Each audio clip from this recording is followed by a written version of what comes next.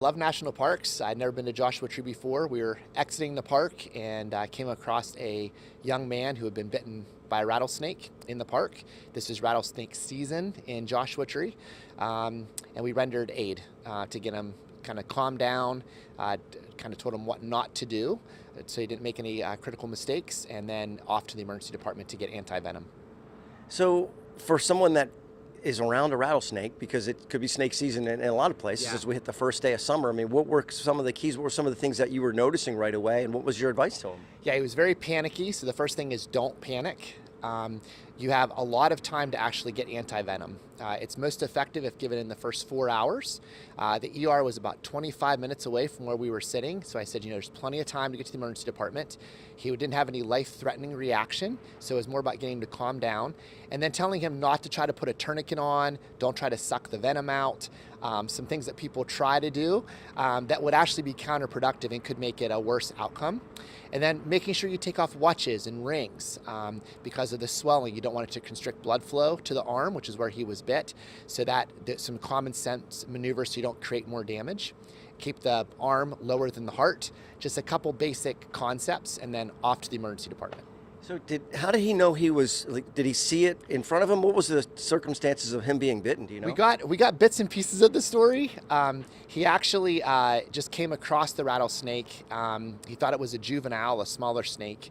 It's very rocky in Joshua Tree National Park, and they were in a rocky area, and I think he probably startled the snake. Rattlesnakes are actually very reclusive.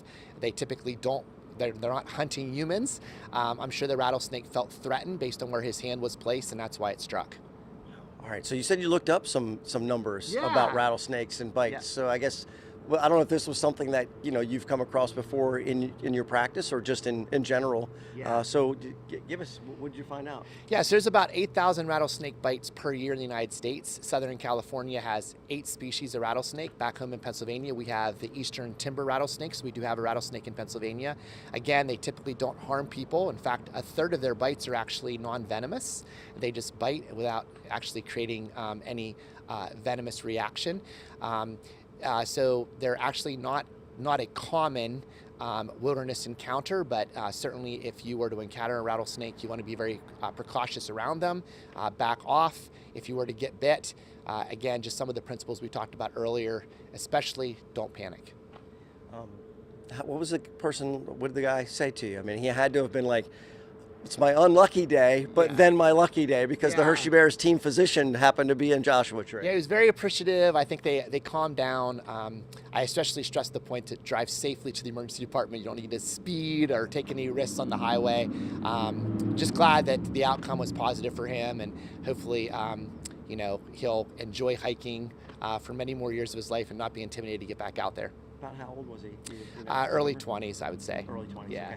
And how often does this stuff kind of happen to you? If you're out and about, just whether that be at home or in a park? You said you like to go to national parks, but just out in general, have you had to render aid very often in the public? I think most physicians have had the experience. You've been on a plane or on a boat or something like that.